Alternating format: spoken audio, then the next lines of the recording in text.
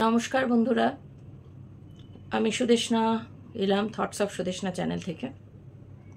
কেমন আছো বন্ধুরা? আশা করি সবাই সুস্থ আছো, ভালো আছো। অনেক দিন পর আবার এলাম তোমাদের সামনে বেশ কিছু বিষয় নিয়ে কথা বলতে। প্রাসঙ্গিক যে সমস্ত বিষয় চলছে, ঘটছে চারিদিকে, দেখতে পাচ্ছি সেই সমস্ত বিষয় নিয়ে এক একটা বিষয়ের ওপর কিছু কথা বলবো। আমার আজকের যে আলোচনাটা আমি করব সেটা শুরু করবার আগে তোমাদের কাছে অনুরোধ, আমার চ্যানেলটি সাবস্ক্রাইব করে আমার পাশে থেকো।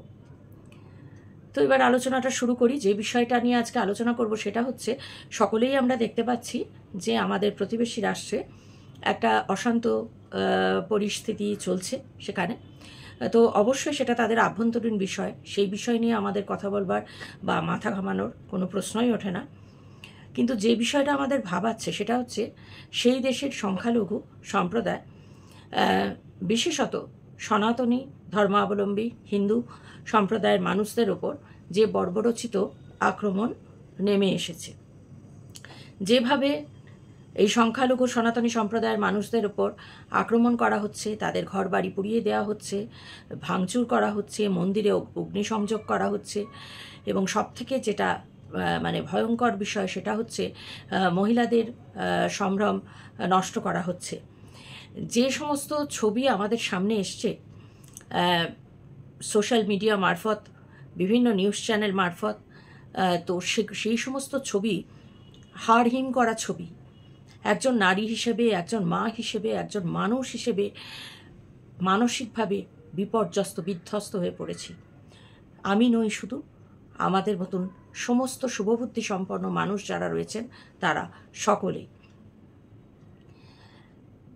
যে সমস্ত ছবি দেখছি তাও সেগুলো খুব কমই, কারণ সব ছবি তো সামনে আসছে না, প্রকৃত চিত্রটাও পুরোপুরি উঠে আসছে না।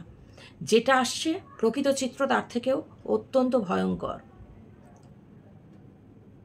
কোথাও দেখা যাচ্ছে বাচ্চা একটি 14-15 বছরের মেয়েকে চ্যাংদোলা করে নিয়ে যাচ্ছে 17-18 জন প্রায় দুষ্কৃতী, তুলে নিয়ে গিয়ে গাড়িতে তুলে নিচ্ছে, উঠিয়ে নিয়ে যাচ্ছে মহিলাদের, মেয়েদের বাড়ি থেকে। বাচ্চাদের তুলে নিয়ে গিয়ে মোটা অঙ্কের টাকা দাবি করা হচ্ছে যে টাকা দিলে তবে ফেরত দেওয়া হবে। শ্রী শ্রী প্রভু জগন্নাথ দেবের মন্দিরে অগ্নিসংযোগ আমরা দেখতে পেলাম, মন্দির পুড়ে ছারখার। কিন্তু ঈশ্বরের অপার মহিমা লীলা, শ্রী শ্রী জগন্নাথ দেব, শ্রী শ্রী বলরাম দেব এবং সুভদ্রা মাতা, তারা কিন্তু একদম একই রকম রয়েছে। আগুনের লেলিহান শিখা তাদের স্পর্শ করতে পারেনি, কি করেই বা করবে, তারা যে ঈশ্বর। কিন্তু এই যে সংখ্যালঘু সম্প্রদায়, এখানে সংখ্যালঘু অবশ্যই সনাতনী ধর্মাবলম্বীদের কথাই বলছি, যেটা জানা যাচ্ছে। তাদের উপরে এই যে আক্রমণ, এইভাবে তাদের যে নির্বিচারে হত্যা করা হচ্ছে, মহিলাদের যেভাবে ধর্ষণ করা হচ্ছে বলে খবর আসছে, তুলে নিয়ে যাওয়া হচ্ছে, তো এই জিনিসগুলো কেন হচ্ছে? বিষয়টা হচ্ছে তাদের নিজস্ব কোনো ইস্যু আছে, যেই ইস্যু নিয়ে তাদের ছাত্র সমাজ আন্দোলন করেছে। সেটা একান্তই তাদের দেশের ব্যক্তিগত বিষয়, সেটা একান্তই তাদের ছাত্র যুব সমাজের বিষয়। তো সেইখানে তাদের এই আন্দোলনে কোথাও কি হিন্দুরা বাধা দিয়েছিল? না, বহু হিন্দু ছাত্রছাত্রী একই সঙ্গে তাদের সঙ্গে আন্দোলনে পায়ে পা মিলিয়ে, কাঁধে কাঁধ মিলিয়ে তারাও আন্দোলনটা এগিয়ে নিয়ে গিয়েছিল। কিন্তু তার ফলশ্রুতি হিসেবে কি পেল তারা? এই লাঞ্ছনা, শুধু লাঞ্ছনা নয়, এই নির্যাতন, এইভাবে হত্যা। কোথাও দেখা যাচ্ছে কোনো একটি মেয়েকে, হিন্দু মেয়েকে কান ধরে উঠবোস করানো হচ্ছে, তারপর চুলের মুঠি ধরে টেনে তাকে জলে ফেলে দেওয়া হচ্ছে। কোথাও এই চিত্র আসছে যে প্রাণ বাঁচাতে পুকুরে ঝাঁপ দিয়েছে, চারিদিক থেকে ঘিরে কোনো মানুষকে ঢিল ছোড়া হচ্ছে। হাহাকার, মায়েদের হাহাকার, বুক ফাটা কান্না, বাঁচাও বাঁচাও। অল্প বেশি মেয়েরা চিৎকার করছে, আমাদের বাঁচাও, আমরা কোনো দল করি না, আমরা কোনো কিছুতে নেই, আমাদেরকে বাঁচাও, বাঁচতে দেয়া হোক। আজকের 2024 সালে দাঁড়িয়েও এই দৃশ্য আমাদের দেখতে হচ্ছে। শুনেছিলাম 46-এর কথা। আমার পূর্বপুরুষ যেহেতু ওই বঙ্গে থাকতেন। 46 সালে এক বস্ত্রে ভিটে মাটি ছেড়ে রাতারাতি পালিয়ে এসেছিলেন। তাদের ঘর বাড়ি ছিল, জমি জায়গা ছিল, বাড়ির ভেতরে পুকুর ছিল, বাগান ছিল, সচ্ছল ছিল, দুবেলা খেতে পেতেন। হঠাৎ একদিন তাদের রাতারাতি সমস্ত কিছু ছেড়ে তাদের ঘর বাড়ি জমি জায়গা সমস্ত এক বস্ত্রে প্রাণ রক্ষা করবার জন্য পালিয়ে এসেছিলেন আমার ঠাকুমা, আমার জ্যাঠারা, আমার বাবা, আমার পিসিরা। এখন ভাবছি ভাগ্যিস তারা 46 সালে চলে এসেছিলেন। যদি তারা সেখানেই বাস করতেন, যদি থেকে যেতেন, যে নিজের দেশ বলে যদি সেখানেই তারা থেকে যেতেন, তাহলে আজ আমাদের কি অবস্থা হতো। 46-এর কথা গল্পে শুনেছি, ঠাকুমার মুখে, বাবার মুখে, পিসিদের মুখে, জেঠুদের মুখে শুনেছি 46-এর ঘটনা। সেই তাদের যে তারা যে মানে যে সাংঘাতিক একটা সময়ের মধ্যে দিয়ে গেছেন, কিভাবে তারা মানে পালিয়ে এসেছিলেন, কি মানসিক এবং যন্ত্রণা তাদের মধ্যে দিয়ে গেছে, আর্থিক দিক থেকে তারা কতটা ভেঙে পড়েছিলেন, তাদের অবস্থা কি দাঁড়িয়েছিল, সেগুলো শুনেছিলাম। 71 সালের কথাও শুনেছিলাম, কারণ 71 দেখিনি, কারণ দেখার বয়স ছিল না। 71 সালের জানুয়ারি মাসে আমার জন্ম, কাজেই সেটা দেখার ছিল না। সেগুলোও শুনেছি যে কি হয়েছে।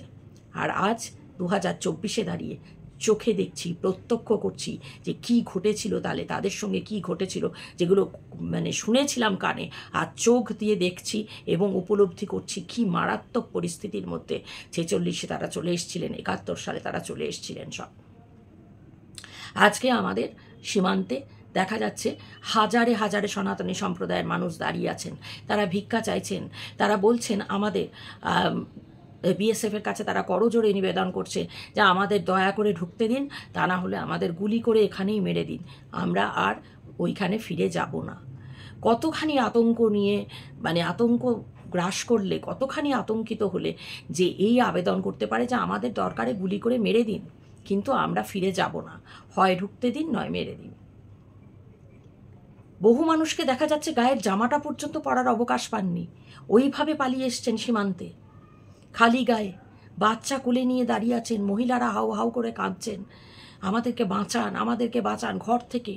কেউ লাইভ করে দেখাচ্ছেন, এখন এইটুকু সুযোগ হয়েছে অন্তত সোশ্যাল মিডিয়া এসে, তারা লাইভ করে দেখাচ্ছেন এই দেখুন আমাদের সঙ্গে হচ্ছে, বাঁচান, আমাদের দয়া করুন, কোথায় কে আছেন আমাদের বাঁচান। আমরা অসহায়ের মতো দেখছি, আমরা চোখের জল ফেলছি, কিন্তু আমাদের কিছু করার নেই, আমাদের কিচ্ছু করার নেই, কারণ এটা একটা অন্য দেশের ব্যাপার। এটা আমার পাশের কোনো বাড়িতে কোনো ঘটনা ঘটছে না, বা আমার পাশের রাজ্যে কোনো ঘটনা ঘটছে না, এটা একটা অন্য দেশ। প্রত্যেকটি দেশের আলাদা পররাষ্ট্রনীতি থাকে, আমাদের দেশেরও রয়েছে। কাজেই সেখানে কেউ গিয়ে কাউকে উদ্ধার করে নিয়ে আসা সম্ভবপর নয়, আমাদের মতো সাধারণ মানুষদের নয়। আমরা চেয়ে মানে বসে আছি অপেক্ষা করে যে সরকার কি ভূমিকা নেন। সরকারের পক্ষেও এটা একটা বড় চ্যালেঞ্জ। প্রায় 1,30,00,000 যেটুকু জানতে পারা যাচ্ছে সনাতনী সম্প্রদায়ের মানুষজন রয়েছে, তাছাড়া অন্যান্য শিখ, খ্রিস্টান, বৌদ্ধ ধর্মাবলম্বী মানুষরাও রয়েছেন। তবে মূল আক্রমণের শিকার হচ্ছেন কিন্তু আমাদের সনাতনী সম্প্রদায়ের ভাই বোন, মা, মেয়েরা। এবং থামছে না নির্বিচারে তা এই গণহত্যা এবং এই তাদের নারীদেরকে শ্লীলতাহানি, ধর্ষণ, তুলে নিয়ে যাওয়া, হ্যাঁ, এইভাবে যে অত্যাচার চলছে এটা থামছে না।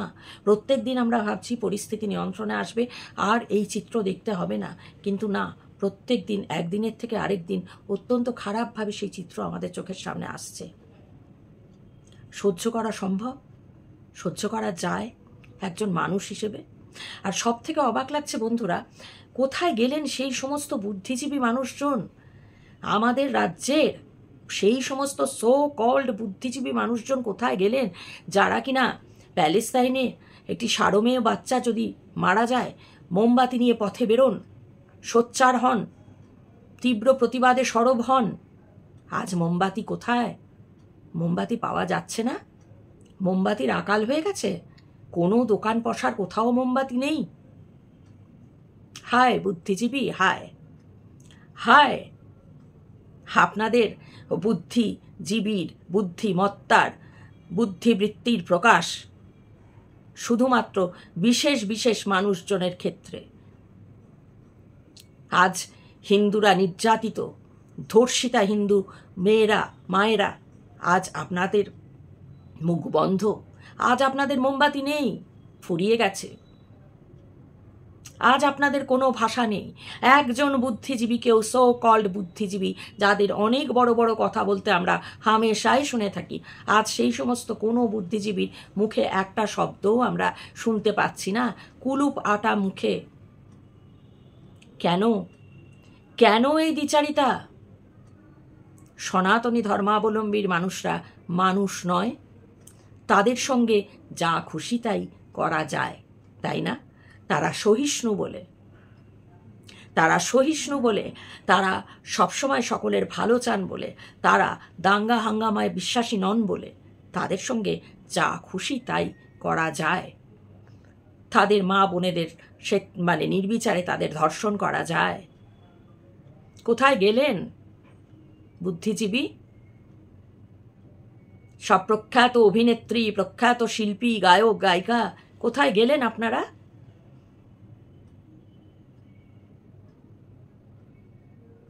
মোমবাতি পাচ্ছেন না? আমার ঘরেই রয়েছে মোমবাতি, আমি দোকান থেকে কিনে পাঠিয়ে দেবো। আমার মতন হাজার হাজার মহিলা, হাজার হাজার মানুষ, পুরুষ মহিলা নির্বিশেষে সনাতনীরা মোমবাতি পাঠিয়ে দেবে। নামবেন তো মিছিলে? হাঁটবেন তো? না, হাঁটবেন না। কারণ এখানে সনাতনীরা আঘাতপ্রাপ্ত হচ্ছে, সনাতনীদের ওপর অত্যাচার হচ্ছে। আপনারা সেকুলার কিন্তু আমরা সবাই, কারণ আমাদের ভারতবর্ষ কিন্তু সেকুলার রাষ্ট্র। এটা কোনো বিশেষ কোনো ধর্মাবলম্বী রাষ্ট্র নয়, ধর্মনিরপেক্ষ রাষ্ট্র। আমরা এখানে সবাই একই মর্যাদা নিয়ে বসবাস করি। এখানে সংখ্যাগুরু বা সংখ্যালঘু বলে দেখা হয় না। এখানকার সংখ্যালঘুরাও সমান মর্যাদা পেয়ে থাকেন সংখ্যাগুরুরা যা পান, বা কখনো কখনো কোনো কোনো ক্ষেত্রে হয়তো কিছুটা বেশি পেয়ে থাকেন। আমরা সকলে একসঙ্গে বসবাস করি। আমরা কখনো এই মনোভাব পোষণ করি না যে সংখ্যালঘু এর ওপর যাই গিয়ে অত্যাচার করে আসি, বা করা হোক বা করা উচিত। কখনো না, কোনো দিনও এই মনোভাব আমরা পোষণ করি না। আমরা মনে করি আমরা সকলে একই, আমাদের একটাই পরিচয়, আমরা ভারতীয়। কিন্তু আপনারা দেখুন, সো কল্ড সেকুলার আজকে আপনাদের কোথাও দেখা যাচ্ছে না, পথে তো নামছেনই না, ঘরে বসে একটা বিবৃতিও পর্যন্ত দিতে পারছেন না। এই সোশ্যাল মিডিয়ার যুগে একটা বিবৃতিও দিতে পারছেন না, অথচ অহরহ অনেক রকম বিবৃতি আপনারা দেন। ওই যে বললাম, প্যালেস্তাইনের সারমেয় শিশুর হত্যা হলেও আপনারা সঙ্গে সঙ্গে মোমবাতি মিছিল বার করে ফেলেন কলকাতার রাজপথে কিংবা বিভিন্ন জেলার রাস্তায় রাস্তায়। তখন আপনারা গর্জে ওঠেন। কিন্তু আজ আপনাদের গর্জন নেই, আজ আপনাদের মুখের ভাষা নেই, কথা নেই। কি সুন্দর দ্বিচারিতা! আপনাদের সাবাস, বাহবা জানাচ্ছি, আপনাদের বুদ্ধিমত্তায়, আপনাদের শিক্ষাকে বাহবা জানাচ্ছি। যেই শিক্ষা আপনাদের সনাতন ধর্মাবলম্বী মা বোনেদের ওপর এই নির্বিচারে নির্যাতন দেখেও কথা বলতে শেখায় না, যে শিক্ষা আপনাদের বেছে বেছে বাধা কোনো সম্প্রদায়ের প্রতি যদি কিছু হয় সেখানে কথা বলতে শেখায় না। ভাববেন না আমরা কোনো সম্প্রদায়ের মানুষের ওপর জুলুম করা, অত্যাচার করা, অন্যায় করা সমর্থন করি না, কোনো দিনও করি না। কিন্তু তাই বলে আমার ভাই বোন, আমার সনাতনী ভাই বোন, আমার সন্তান, আমার সমস্ত মানুষজন নিজের, তারা এইভাবে অত্যাচারিত হচ্ছে, হত্যা হচ্ছে, নির্বিচারে মেরে ফেলা হচ্ছে, মেয়েরা ধর্ষিতা হচ্ছে, সেখানে আমরা বলবো না? আজকে আমরা কথা বলতে গেলেই আমাদের দাগিয়ে দেওয়া হবে আমরা উগ্র হিন্দু। আমি হিন্দু এটা বললে বিরাট, আমি সনাতনী এইটা বললে আমাকে দাগিয়ে দেওয়া হবে আমি ধর্ম নিরপেক্ষ নই। কেন এই দ্বিচারিতা আপনাদের করে আসছেন? তো বহু যুগ ধরেই এই দ্বিচারিতা আমরা দেখে আসছি, কখনো আপনাদের মুখে শুনিনি। এর আগেও বহুবার প্রতিবেশী রাষ্ট্রে মন্দির আক্রান্ত হয়েছে, দুর্গা প্রতিমা আক্রান্ত হয়েছে দুর্গাপুজোর সময়, সনাতনী ভাই বোনেরা আক্রান্ত হয়েছে, তখনও আপনারা চুপ ছিলেন, তখনও আপনারা নীরব ছিলেন। আর আজ তো যা চলছে, যে চিত্র আমরা দেখছি, তাতে কিভাবে স্থির থাকছেন? কিভাবে আপনারা স্থির থাকছেন?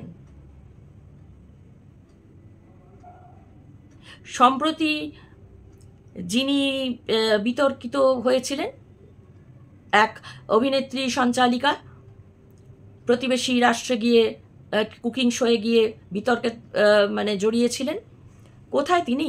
তার বাড়িতে তো দুর্গাপূজা হয়, তিনি তো নিজেকে সনাতনী বলে দাবি করেন। আজ কোথায়?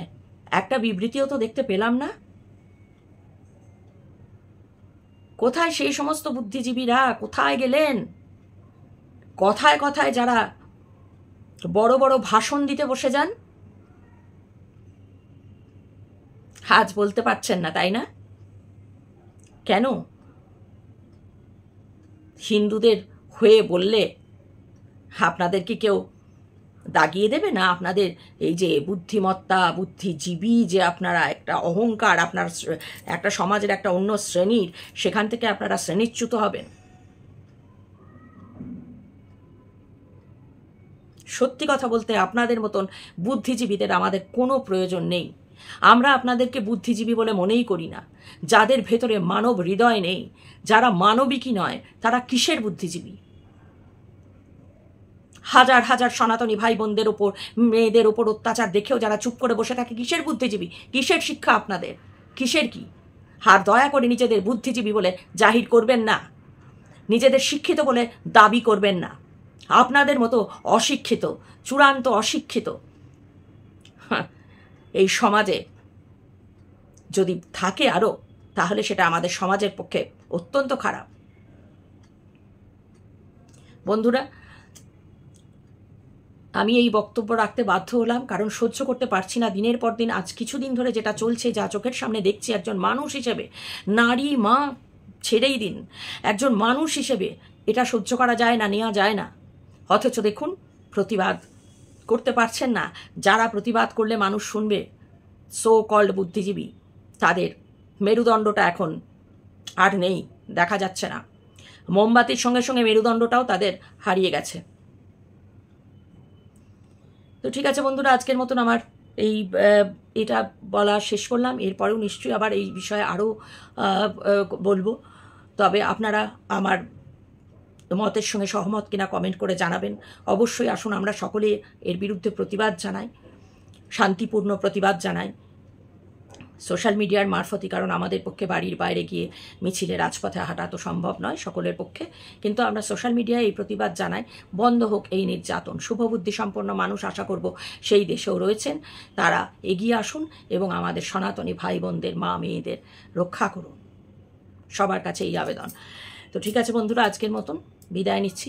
আবারও আসবো, আর আপনাদের সুচিন্তিত মতামত আপনারা কমেন্টের মাধ্যমে জানাবেন, এই আশা রাখব। সবাই ভালো থাকবেন, সুস্থ থাকবেন।